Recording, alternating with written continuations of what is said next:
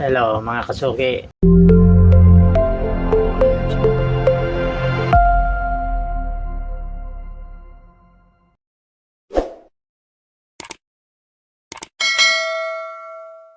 Yang ating tatakalakayin ngayon ay yung anim na bagay na bago tayo mag-start pagtinda dapat ay meron tayo. Ito ay yung ating umpisan sa dapat na tayo meron ito. Ito, lagi natin itong ginagamit.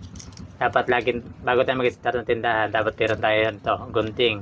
Kasi ito lagi nang hanap natin pagka tayo may mga bibili, mga lalo't maraming nabili, lagi mahirap putulin. Kailangan natin ng gamitan ng gunting ito sa gamit natin bago tayo mag-start ng tindahan. Dapat hindi nawawala. Lagi ito kasing hanap natin. Ang pangalawa sa ating listahan ay yung calculator. Kailangan din lagi natin yan pag lalo na't maraming binili yung tao. Kailangan natin laging gamamit ng calculator, pero ang ginagamit ko cellphone. Pag wala kasi ang calculator ko, nasira na kagagamit. Pero pwede naman cellphone. Kung walang calculator, okay lang din yon.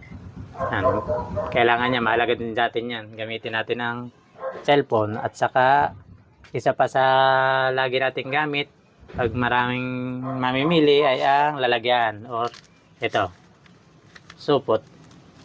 Supot o kaya kung wala naman plastic, kung hindi maigpit sa inyo, pero kailangan talaga ito, supot.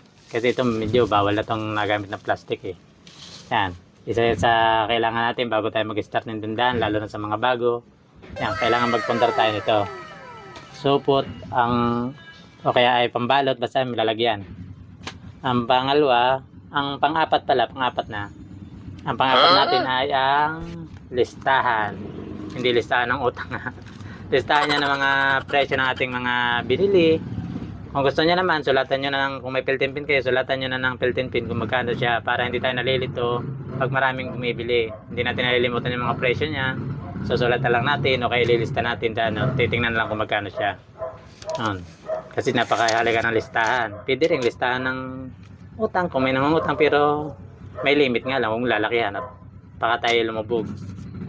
Lilimit, lagyan lang natin limit yan. Listahan, kailangan yan sa namang. Yan ang ating pang-apat na kailangan sa ating tindahan.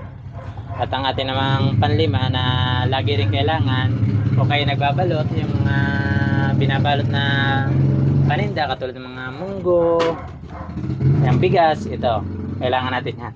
Timbangan, ito, digital sa akin para mas madali. Kitang-kita lahat yung presyo.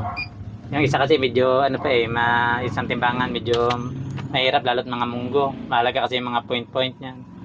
Ang ginagamit namin digital. Bawat asukal, nagbabalot kayo. Asin, may bumibili. Yun. Kailangan yan. Timbangan. Bago tayo mag-start ng ating tindahan. At ang ating namang kaulilihan, pang-anim na talagang kailangan sa ating tindahan ay ang dito. Dapat meron tayo nito.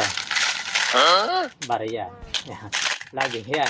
Pag kasi may bumilit, buo. Pag wala kang panukli, di ba sayang naman hindi natin masusuklian. Kita sa bumili sa iba, kailangan lagi nakaprepare tayo sa mga panukli. Manukli, mga barya. Lalo umaga, nako. Kailangan hindi tayo naubusan ng barya. Kasi isa yan sa kailangan sa ating tindahan para hindi na wawala ang ating mga kliyente. Yun lang po. Maraming salamat.